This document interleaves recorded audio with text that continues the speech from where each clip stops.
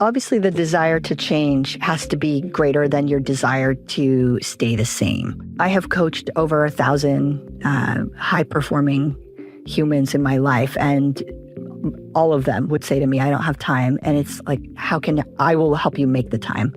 You know, when you really want to change more than stay the same, it's that cumulative effort every day. Leadership looks powerful from the outside, but behind closed doors, the pressure is real. The decisions are heavy, and most leaders have nowhere to talk about it. The boardroom moments that keep you up at night, the decisions that affect thousands of people, the quiet questions many leaders carry but rarely say out loud. I'm Melissa Dawn Simpkins, EdTech founder of Athleadership, CEO of Velvet Suite, and the C-Suite confidant to leaders performing at their highest level as they navigate pressure and change. For more than 2 decades, I've built global leadership platforms and advised executives and elite performers across business and sport in high-stakes environments. If you're here, you're probably someone people count on. That's why I created C-Suite Confidential. Grounded in neuroscience and the elite athletic mindset, each episode features candid conversations with CEOs, talent leaders, athletes, high performers who understand both demands and the privilege of leadership. Most leadership conversations focus on strategy. This one focuses on conditioning. If you're leading in the arena and you want to do it with strength, clarity, and heart, you are in the right place. This is C-Suite Confidential, where leaders come to strengthen the mindset required to perform when it matters most. We are back. Ryall, we had so much to talk about. We weren't able to get it all in the first episode. So this is part 2. And I am so excited to just dive into what our audience wants to know, which is the how. There's so much in the atmosphere about just getting to the now, like quickly. And there's a process. There's a process, as you say. Process. It's the Canadian in me. The Canadian says the process. But in the process, and I want to break down what we did to actually get outcomes and results.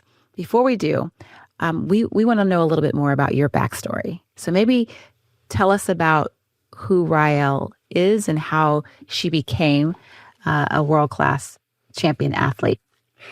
I grew up in northern Alberta in Canada in a small town. I was always a sporty kid. I wouldn't say a natural athlete, but had an interest in athletics all the time. When I went overseas, I was actually a dental hygienist. Interesting. Yeah. I guess we have great teeth. There we go. Thank you. Oral hygiene. I moved overseas. I left the cold, always had a dream of living in a warmer climate, and moved to Bermuda in a role as a dental hygienist and signed up for my first fitness competition. How old were you? I was 29. Okay. 29, 2006. So now you know my age. So just it was my year of moving to a new country and embracing more of an alignment in where I wanted to be in my life, meeting new people. And I embarked on this quest to get in the best shape of my life. I really had no idea what I was signing up for. So how did you just said, I want to try this. How did you even find out about this as a profession? Yeah, I went to a friend of mine, her husband was competing in Canada before I left, and I went to his bodybuilding competition, and I saw my sport was that I earned my professional status in was fitness, and it's like performance component. So you have to do a routine. It's like gymnastics on Red Bull, I say. Mm-hmm. And then there's a physique component as well. So the aesthetics, but also the performance aspect, which really excited me. You know, background a little bit in gymnastics as a child. And I thought, this is just a personal quest. And it set the tone for my 2007 year of me. It was like my year of spreading my wings and stepping into an entirely new, it was like my first real season of bloom and working on my life design. So I enlisted and so you just stepped in. Yes. Just all in. I knew nothing though. I hired a coach and hired a dance instructor, had to relearn gymnastics. nutritionist. I had some basic interest in understanding of nutrition principles, but not for this level. And I, learned about the sport, like the crazy spotty Oompa Loompa spray tan, right? The orange. All of the things, yes. I had no idea what I was getting myself into, but it was amazing. It was such an incredible experience, like the heart of it, there was at that point the grind of it, holding down a full-time career as well, and just morning, noon, and night, getting in workouts and learning and getting into the best shape of my life. And it actually, that very year, I earned my professional status, which is not easy to do, by the way. Well, I think it just was again, the plan wasn't for that to happen. It was just I'm going to just sign up for this competition and have a focus, right? We speak a lot about goals and having milestones. And this is going to be something I really wanted to do just for myself, a focus. And it ignited this huge fire in my belly. And I realized it was actually more my passion than dental hygiene. And I left a career in dental hygiene 2 years later. So I went back to school, finished my degree in nutrition, started studying online with personal training, and started actually competing in the sport as well as a professional athlete. As well, I started my business. I mean, Ryfit International came to life, and it was mobile. I was doing mobile personal training and nutrition coaching in families' homes. I started to do a lot of nutrition for families and focus their athletics. And fast forward 15 years later, 48 professional competitions, massive. I traveled the world in 2016 with Arnold, he's always had his Arnold Sports Festival in Columbus, Ohio. Of which you won. I did win. Mm-hmm. Yes, I won. And I went on this world tour with him, and it's where I realized, wow, I've really put my health in the backseat. Is we were selected to travel to every single continent, where he expanded from the US globally, and maintain low body fat levels, maintain intensity with training. We were sleeping in hotels. We had chefs. He treated us phenomenally. It was between those, right? It was spread out throughout the entire year. I suffered from my binge eating disorder turned from binge eating to severe binge eating, where so many competitions back to back with the travel, trying to keep up with the food. And it looked like I was on top of the world. Yes, because at that time I was competing my first fitness competition, seeing you in magazines, right? Watching you, admiring your journey, not knowing the backstory, right, of your personal struggles. I just saw the public, right, side. What we were sharing, and the behind all the glitz and the glam, right? And I never shared my story publicly until I retired and then published my book, which the front section of that book is all my story, which ties into my philosophies and then the recipes. I have to tell you, when we decided to work together, I came back from surgery and I'm in the bed and I open up the book. You had sent it a copy right, to me. And I read your story and I started to cry because I was like, wow, I had no idea. High performing, high functioning, executive presence leader was going through all of this. Right. And the vulnerability of you to share that really gave me the courage to come out and share my story as well. Yes, it was and the cookbook is amazing. We'll get to that in a minute. But that I just want to say how impactful that was to hear your real story, and it just drew me closer to wanting to work with you. Yeah, there was a lot of, I sat with that for a long time, right? The fear of being really transparent and putting that out there. But I realized so many people were silently suffering. And this was also part of how I ended up creating my framework for wellness, right? My method and my 6 core pillars, and becoming whole again, right? I went from the top, magazine covers and Oxygen magazine features and 9 professional titles, at dinners with Arnold, and to rock bottom, to severe severe hormone burnout. I mean, on every single hormone replacement, I was young. Like this was an induced hormone imbalance from pushing to the literally pedal to the metal injuries, really painful sports injuries. So now I'm being actually forced to push through pain, like physical pain. And this eating disorder that I couldn't get control of. Like it started small, and then with so many competitions, it just turned into this monster, right? Where I just hit this pivotal moment of like, this is not who I am. Like, I'm can't get it together and can't stop eating after competition, donuts and cookies and all this garbage food. And I'm like, I'm a health nut. Like this is not my identity. This is not who I am. This is not that was so, like, I just knew this was my moment of change. This has to stop. And no one's going to be able to I had to figure this out for myself. I had to heal my relationship with food and with myself and find a way. I wasn't quite done. I wanted to retire, and I had my goal to win the Arnold. But actually do that myself and heal my relationship with food and not compromise on my health to achieve a performance outcome. So, I mean, I think as a leader, that might sound like, well, what do we have in, like, where are the similarities there? But there actually are a lot, right? The stakes are high. You're pushing, right? You see the rewards, whether that's financial or that's medals and accolades and being seen at the top. But, right, when you don't have a solid foundation, that crumbles. And that, for me, it was absolutely devastating. That was my hard stop. I took 10 months off.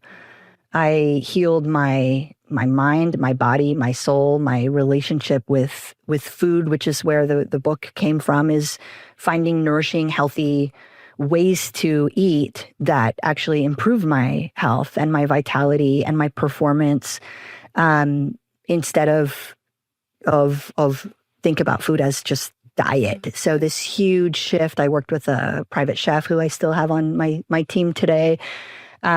Also incorporating holistic practices, which I never had done before, like breath work. What is that? Like, why would I sit and breathe? I could be training, so a whole reset, Melissa, like hitting rock bottom was my reset. And I'm so grateful for that, because I retired with the Arnold US, Arnold Australia titles back to back, a second place at the World Championships, and just the resilience to push through is what, it wasn't about the wins. It was about, right, showing what's possible and where my framework actually came from, which is now Wellness IQ. I get to share that with you and amazing leaders. It's I love that you said what's the connection, because that is really the athleter approach. It's the mindset meets leadership. And the leadership it's not the title or the position, but it's the power to say, I can change this. Yeah. And no one came to you and said, hey, Ryall, you need to do something different, right? You literally had to say, I am going to lead myself in a different way. Yes. I'm going to take the power back. Yeah. And I'm going to redefine my narrative. And you did that. You totally redefined your narrative. And through that, Wellness IQ was born. Yeah. And when we collided, because we want to give our audience some real tangible things. We both are givers. We love to give lots of knowledge and insights. When we collided, I had my own journey, my health journey. And then I knew in my 90-day plan, we used the 90-day way, that I needed to have a coach and a support. So you were on my 90-day plan. We meet, we connect, and you connect me with Wellness IQ. Yeah, which was part of my plan. Yeah. And here we are today. And both of us living in a different space of our life and designing the life that really we believe is what we work so hard for. Totally. How did we start the journey? And maybe take us back, for those who didn't listen to the first episode, maybe quickly, how did we start the journey, and what were some of the first steps that you thought were fundamental to start? Yeah, I think most importantly, it was the vision that you had for your life, and me understanding to make sure we were also a good fit, coach, client, coach, right? Is what was the beyond the goal, right? What was your why? What was your mission in stepping into this journey? Because that's what it was, which allowed me to really understand, right, what we were trying to achieve together and create those tangible outcomes. I work in 6 core pillars. rest and recuperation. So recuperation much deeper than just sleep. So proper deep recuperation, full recovery. Nourishment, which is more than diet or food, right? Nourishment, nourishing body, nourishing mind, nourishing soul. Movement, which is more than fitness, which is not a punishment, right? Which is actually, how can you move today in a way that serves you tomorrow and generates momentum, and that's personalized for your age, your goals, right? Mindset, we worked so beautifully on, right? Mindset, and me understanding where you were at and where you wanted to go created that framework for unleashing self-limiting thoughts and beliefs and really tapping into untapped potential. Your biomarkers, of course. I mean, that was a huge one, right? Looking at all your blood work, your labs. We ran Dutch tests, basic health biomarkers. So impactful and insightful, I would say, to see that. Mm-hmm. And last but not least, the 6-pillar, really cultivating, I call it calm, right? Like the name for that pillar for me is calm. And, like Marcus Aurelius style, amidst all this chaos is like, right, the peace amongst the pressure, and that you've really cultivated a sense of inner calm no matter what life is throwing your way. So those holistic practices. So we really dove in, and I initially did an evaluation of where you were at. Yes. What's the vision and where do you want to go? And I met you where you were at. We worked very slowly to go fast. Yes. But we have to start with building a foundation on a personalized level for you with where you were at. And you have to see yourself there. I mean, I wasn't there. I did not look or feel like I knew I could at the time. Right. But I could slowly get a glimpse of what that could look like. But then I was like, okay, reset your expectations. This is a process. Yes. This is not overnight. And when I settled into this process of one day at a time, one step at a time, I started to realize that I can enjoy this process. And I started to see changes, but it didn't happen overnight, did it? Oh, no, it's huge to shine a spotlight on that. I think the world today, we're just, right, fast fix. And with the introduction of all the weight loss drugs on the market, people are seeing these like really fast fixes. And what we did was so healthy in the place of, I mean, again, I come back to sustainability is we're not thinking about an event next month. We're thinking about the rest of your life. Yes. Right. Yes. And the why became, I want to be here for my family. I want to feel good about my body. I want to feel like I am clear and able to have the energy to do the things that I know are a part of my purpose. Yeah. So let's talk about, because I'm sure the audience is like listening, they've heard some of these things before, but I want to talk about them in play, like in practice. Right. So when you think about one of the pillars, what were some of the things that you saw happening in play, like in real time? In real time, yeah.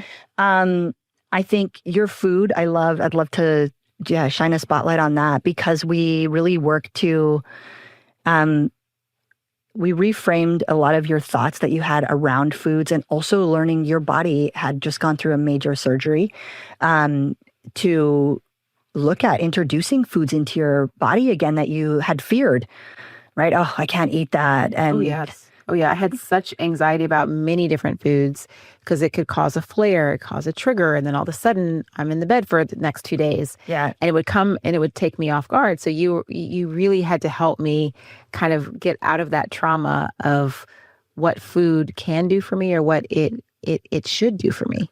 Absolutely. And that was a process too, right? Is like learning.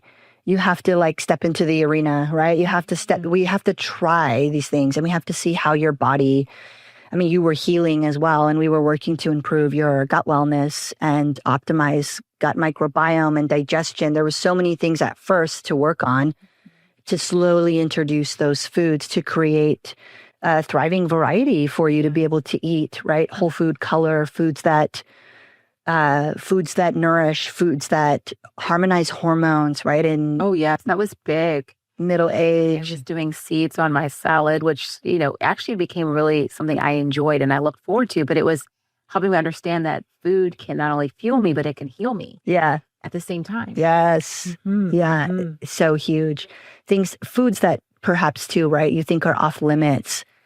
This is a good food or a bad food. And then there's shame around eating a bad food. Now I'm a bad person. And really, when we sit and think about that, and I suffered with that on my own journey as well. I mean, I don't think I ate a banana as an athlete for like 10 years because bananas are bad. They're high sugar.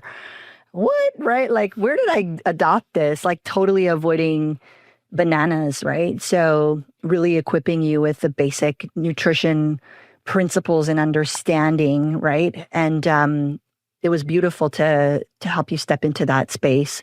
Mastering, right? It wasn't just eating for performance as in the corporate space, but you have a beautiful, sparkly little boy that you're raising as well, and to have the energy. And I was a new mom when we first started together as well, so it resonated deeply with me. Like, I want to show up in a higher place with energy and have that. So eating for vitality, learning how to space out meals, right? Oh, that's a big one, because the other thing that we didn't realize, and a lot of us that are actually, we are on the go, we're traveling, we're in meetings, our schedule can get out of our control in a day, is understanding the hunger cues. Yes. And teaching about the hunger cues and how to not wait until you're at 10, where you want to eat the entire bag of chips, right? How do you begin to do the hunger cues? Tell us a little bit about that. Totally. And it's holistic, but it's also very science-backed, right? We look at metabolism and glucose and insulin, right? And wanting to really stabilize all of that. So you're not having these huge spikes in blood sugar and drops where you feel like, I'm not hungry, but my energy is really low. So these are some great, tips for you to think about, is how you're strategically placing your meals throughout the day to create stable energy levels and not cutting out major food groups, right? Making sure that you're having balanced meals with a lot of fiber. And that's just a really great place to actually start as well. Connecting to yourself, we talk about, right? Am I hungry? Most people, and it's wild, and I had to learn this. This was something that took me a year and plus more to really sit with myself and learn, is this hunger and satiety, like a scale, right? And if you look at it on a scale of 1 to 10, being able to assess real hunger. Like, it sounds easy, but when you really put it into practice, if you've never done it, am I hungry? Am I thirsty? Am I just tired? Am I emotional? Am I stressed? Yes. There's one of the things I learned very quickly is not to go to the grocery store after coming back off of a trip or from a flight. When you're tired. You're tired. Yeah. And you don't even realize that you're not hungry. You're just tired. You're cranky. You need to go to bed, right? Yes. So that connection. When you learned that, that's a huge, having that awareness is knowing what your triggers are when you do disconnect. It happens to all of us, right? We slip and slide.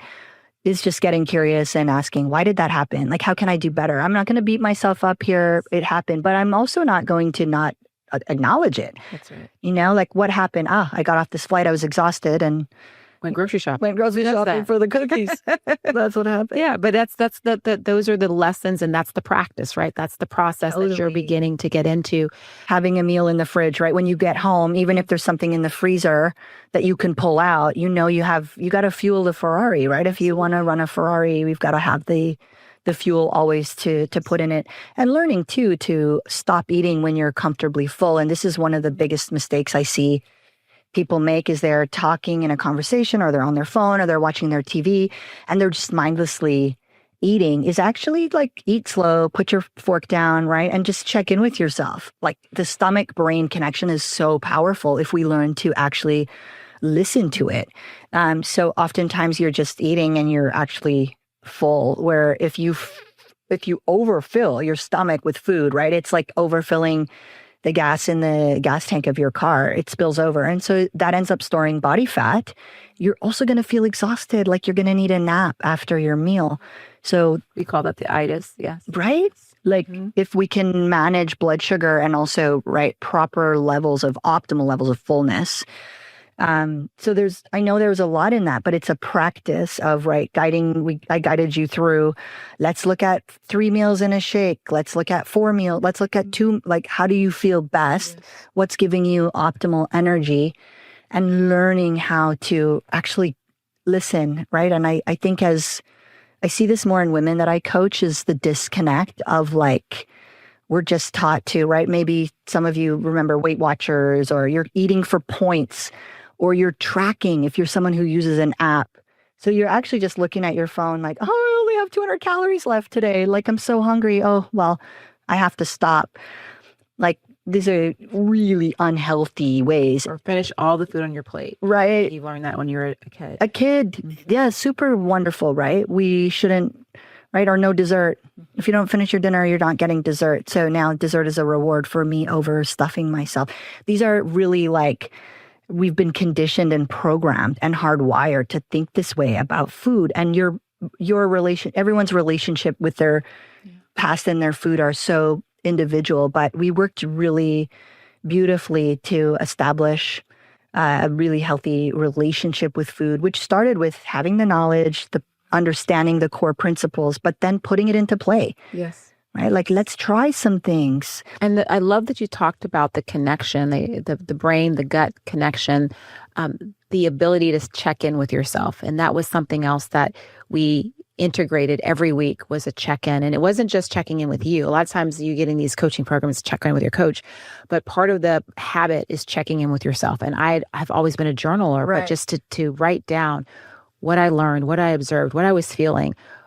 Where am I in my progress? What am I learning? Where did I fall back? And what do I want to do different? That whole reset opportunity. And every Sunday, that was my time. And it still is my time to check in with myself. What do you see as a practice that will help leaders begin to have that connection with themselves? Yeah. I mean, that's how I do work with my clients, is these weekly wellness check-ins, which is, it's a big, right, for you to learn how to do this and to be, instead of accountable to me, my goal isn't to coach you forever. It's to actually spread your wings and be more self-accountable. But that's really what it is having the awareness, right? Is my intention this week is I need to get more sleep. I'm going to 1 hour earlier to bed, right? Make the promise, keep the promise, reevaluate every day. How did you feel when you start to connect? How great your brain fog gone. Wow, I was so much more creative, calm today. I was able to really navigate, show up in a higher way, perform better, feel better. Right, you're more likely to continue to do that. So self-evaluation is essential. And don't set 10 goals for yourself. Right, stick with one thing where you feel your biggest area to improve on. And remember, sleep is that. We always want to start with sleep, because if you're not getting enough sleep, you're going to want to self-sabotage with food, right? You're not going to want to move because you're tired. Your mindset, everything else falls down. So it's that core place to really start. So just make that promise to yourself. If it's 1 hour earlier to start to get to bed, get off the screen, cold, dark room, wind down rituals, right? If journaling is something that resonates with you, or guided meditation or prayer, box breathing is beautiful and easy. A 4 count in, hold your breath for 4 counts, and breathe out 4 counts. Helps you sleep. Helps you, yeah. It's a strategy you can apply before any sort of potential high pressure situation to create literally calm. Your central nervous system just completely calms down. But before sleep, if you find you're kind of tired and wired, these are just some great strategies. There's some amazing wellness tech on the market too. And I think it's great in 2025 to be able to incorporate sauna, grounding mats, pulse, electro PEMF, magnetic field, so many, red light therapy, but it's not about buying them all. I think it's about really finding something that works for you, that helps you, and then reevaluate that. Is it working? Do you need to buy the Oura ring and the Whoop and you don't need to have it all. Like where do you need the most support? Yes. Are you someone who needs data, or are you someone who can literally just say, the journal for me, I know I had a great day today. I don't need the data to tell me so. If you love analytics, definitely the Oura ring or the Whoop is like... I love the analytics because I was measuring everything. I was tracking all of my numbers. But even in that, I had to learn to let my body do its thing. Like I could not just be so obsessed with the numbers, but the numbers were strong indicators of where I was in the process. Ryall, what do you say to people who say, that just seems like a lot of work. I don't have time for that. Right. Obviously, the desire to change has to be greater than your desire to stay the same. So that's something I always ask before I work with someone is, how bad do you want this? Like, how bad do you want to change? And if it's not 10, our time is not now. But, if perhaps, right, like your story, you have to hit rock bottom where this was your now, this was your moment, and it was so clear to you. I have coached over 1,000 high-performing humans in my life, and all of them would say to me, I don't have time. And it's like, I will help you make the time. When you really want to change more than stay the same, it's that cumulative effort every day, even if that is literally 10 minutes and you don't have time to prepare your meals. Well, let's outsource your food. Let's create solutions and strategies to put in play for you. So you're gonna win. I think that's a really great point about outsourcing, because when you're so busy and you have so many things going on, you think, I don't have time. But when you step back and really look at, well, what will it cost me if I don't take action? Yeah. And what are some of the things that I can do to outsource? So, for example, food prep was critical, because if you're moving so fast with your kids, with your spouse, with job requirements and travel, you can't leave that to chance. Totally. So like you, we outsourced, but even before we outsourced, we would do Sunday night dinner prep, and we would do it together as a family. Will in Kingston, absolutely. Like and also like your family eats healthier as a beautiful side effect of that as well, right? Yes. But I think that's a beautiful question, is to say, what is this going to cost me if I don't? Right? Like, I can't keep going. Can I keep going at this pace? Yes. Like, this is an investment in my longevity. Living long, but also living well. Like, I think in middle age, right, you sit at that place and you think, like, these last years of my life, like, how do you want that to play out? So it's really about finding and creating the space. And on any level, like I said, I can help anyone generate momentum and change their biomarkers in time. Your journey we didn't sit together and go, great, this is going to be the 60-day.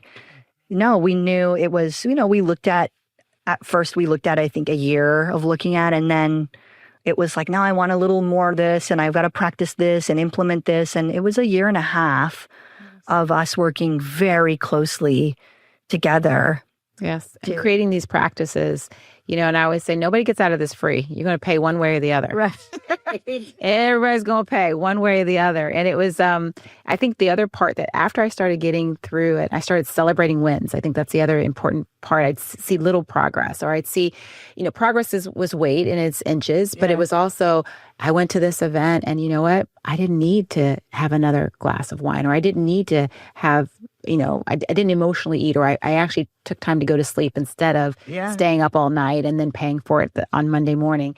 So you're celebrating these little wins. And I started to get through the process, and I said, I want to celebrate this big. And I said, Ryan, I'm going to do a photo shoot to celebrate this. Oh my God. And you remember that? Yeah, you remember that? Oh yeah. Oh yeah. It was, the point here is like finding ways to celebrate you and putting yourself back in the driver's seat and recognizing that's something to be celebrated. Absolutely. The small victories are what's creating all of your momentum moving forward, and setting those milestones and celebrating along the way. And in life, I don't think we celebrate in general enough. It's like on to the next thing, or I'm not there yet, but my big vision is this. It's like, but let's look at where you started and where you're at. Again, process and journey over so result driven, right? Is like the learning and application and implementation really takes time, right? It takes you being in real life practice in different situations, high stress situations, vacation with your family, Oh yeah, it's great when it's controlled environment, right? And that's what I think is different about leadership today. It's we've learned it through a class or a skill or an experience, but that's in a controlled environment. Now you go into real life, Yes. and things are turned upside down. It's different. You don't have the levers you had before, and it's like, okay, well, how do I navigate this? Yeah. You go back to your toolkit. You go back to being resilient. You go back to creating that alignment. You go back to your well-being. Yeah. Yeah. Those are the conditioning that you've built over time. Totally. What would you say to someone who's listening in saying, well, where do I start? This all sounds good, but where do I start? Yeah, I think, in sharing my 6 core pillars of wellness is to sit with that and look at where you feel you have your greatest obstacle. Like, where are you struggling the most? And to really start there. And I do shine a spotlight on sleep because most of the world is not sleeping enough or having quality sleep. Your outcomes will be 10x, if you can really optimize your sleep hygiene and just starting there. But if you're someone who's got that mastered, I love, and I've said this so many times, but you can't outrun your fork, right? So I love when I have a new client and they're like, I can't wait, right? This professional athlete, I can't wait to get my training program and I want to kick my butt. And we're going to actually start with sleep and we're going to then move into nourishment and look at, you can't outrun your fork. So if you don't have a foundation for how you're nourishing your body, the outcomes and the results aren't there. And I'll say this too, it may not be that you're eating all the bad things. Maybe you're just not eating at all. Many of us, we just, we're at the end of the day, I had one meal. I didn't get to it. I'm not going to eat anything today. I'm too tired. And isn't that just as bad? Oh, absolutely. Absolutely. And I mean, you can see that in blood work. I mean, cholesterol is impacted by that as well. Maybe you're only eating one meal a day, but you're running on fumes and cortisol, right, is impacted there too as well. So it's really how can you just move the needle a little bit? So this is just a small shift, right? Is like if you're someone who never has breakfast, is just start with a balanced small breakfast and then reevaluate. How did I feel? Wow, I was actually had a lot more energy, was clearer, again, better performance, right? Able to regulate emotions better. These are real tangible outcomes of optimal fueling, and then looking at meal frequency as well. If you're like, there's no way I can eat, I'm back to back to back, then, right, little portable blender or pre-blend a meal replacement my blend shake. I got that portable blender, goes with me everywhere. Actually, one time I was traveling out of DC and I've been having it in my bag the whole time. And then they wanted to confiscate. I said, no, I will go take my bag back. Yeah. I am not throwing away this blender because I love it. I mean, it's it's my lifeline when I'm traveling because it allows me to keep eating and fueling and getting the protein in, right? Which is really important. Yeah, you did so well. Did you feel, as we worked together longer, that you felt more empowered to stay on track, right? Like we talked about, when you're traveling, you're kind of, maybe you're like riding the horse and then you're kind of side saddle, but you never fall off and get bucked off and dragged behind the horse, but where you can just do this. Oh, yes. Like even learning, one of the hacks I loved that I still do is just the protein shake before going to a social setting or an outing, like never going extremely hungry because I'm already pretty much good. Like I will eat, but I don't have to overeat because I've prepared myself for that moment, the moment before the moment, right? Oh gosh, yes. So imagine if you had been in the gym for 2 hours and only had one meal, and then you focused on the gym, you got this amazing workout, but you hadn't thought about your nutrition. And then you go to that dinner and you're ravenous. Oh, yes. So the amount of calories now, your body, it's science, right? Your body is now you're really hungry. All those calories you burnt that you were so proud of, it's wiped out, right? Perfect example. Yeah, it's wiped out. So we worked really slowly to learn a beautiful framework for you with meals and also your lifestyle. And like we said, we outsourcing and traveling and travel fit kit, portable protein powders, but in individual packages, not big traveling with powders and, mess. And how can we do this? Little pill boxes for your supplements and having them by my bed or at night. So they're just a part of the flow of your day. So it doesn't have to feel like, oh gosh, I got to go downstairs and get my vitamins. It's just putting it in places and finding ways to make it a practice, just a way that you do life. And did it make you, tell me this, did it make you feel so good about yourself, like taking care of yourself versus like, oh, I have to do this, I have to do all this work? No, it became what I needed because I felt better. Right. It wasn't just that I was doing better, like I could feel myself feeling better. And I was like, this feels great. I have more energy. My mind is clearer. Right. I'm sleeping better. I'm happier. Right. My clothes fit better. I have more quality of life. Like all of these things start to come into play. And then the creativity kicks in. So you're now able to operate not from stress, but I'm creating something. I'm recreating myself. What else can I go recreate? Right? Oh my gosh. Yeah. Stepping into your highest place. Oh, yes. So this is huge, right? This is the shift where it went from, okay, these are tasks, like I have to do this, to I get to do this. I want to do this. This feels so good. I'm so connected to how good I feel in doing this. This is now, instead of habits or stacking habits, we're creating nourishing rituals that serve us in a higher way. It's beautiful. There's still times that you struggle. Like I had a beautiful morning routine. My evening routine was always the struggle. But even the fact that I had a morning and evening routine helped me to be grounded between the days, start and the end. Right? It's a beautiful way to come back home. Yeah. Literally come back home to yourself. And I think it's so powerful because high performing people there's so much that's demanded of you, your time, your attention, your decision making, and it gets exhausting. Yeah. And there's very few people who are knocking at your door saying, hey, what do you need today? How can I help you? Right. Yeah. How can I make you feel better? How can I take care of you today? Do you need some extra sleep? Yeah. Nobody's coming to do that. So please. So it's like, okay, don't get mad about it. Just take the time to make that a priority for yourself. Absolutely. And celebrate how good that feels. Yes. Your movement as well, right? From your past background in athletics to now transitioning out of a major, right, hysterectomy, major surgery. Like, how does this look? And building momentum there, right? Your first walk and the confidence and reframing what the win is, not like, well, that wasn't a great workout or I need an hour today. It's like, let's look at what time you can create. And let's find a beautiful, diverse portfolio of movement that's going to serve your hormones, your energy, right? An hour of exercise at that point for you would have made you tired. Yes. It's not going to energize you.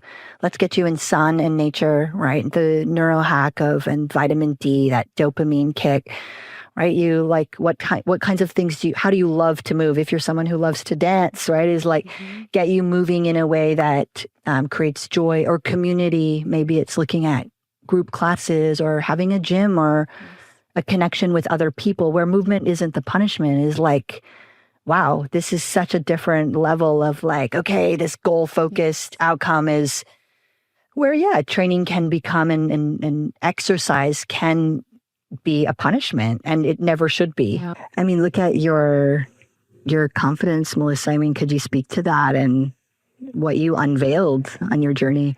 The outcome was that I did a photo shoot that I was very proud of because it really was the rebirthing of me. The reality was I didn't get to that confidence until I really stepped back and watched myself do hard things. And the hardest thing, Rye, was to let go. Yeah. I think a lot of times when we are high performers, we don't realize how hard we're holding on. Wow. Whether it's to our reputation, whether it's to our desire, and it's not going to happen the way we thought it would be, whether it's what other people think. There's things that are driven by fear. Mm-hmm. And we are performing out of fear.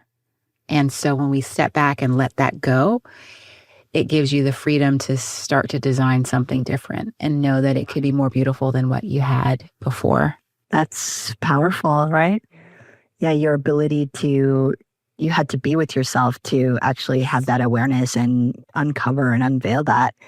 The just being and not doing, right? So much performance-based driven action. Just be and just sit with yourself. And those are the hard questions. I mean, I always admired your ability to connect and be vulnerable as well. Like if you want to grow and you want to be a better leader, a better person.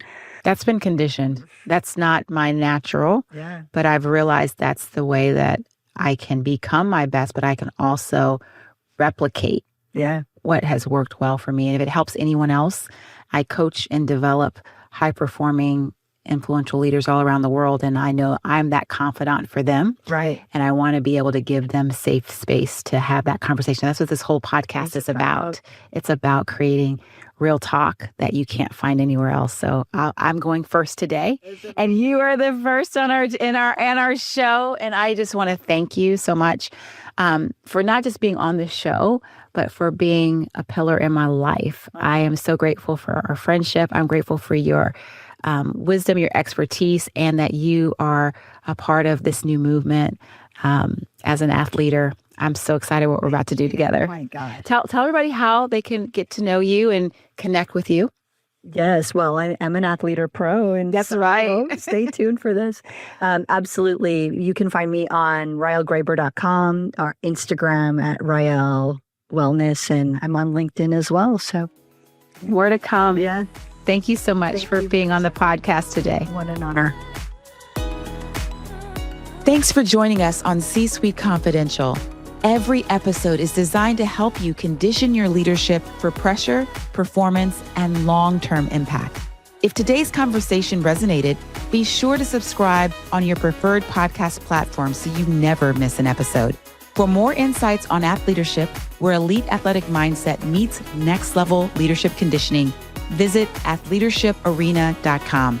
Until next time, remember, leaders aren't born, they're built. You've got this.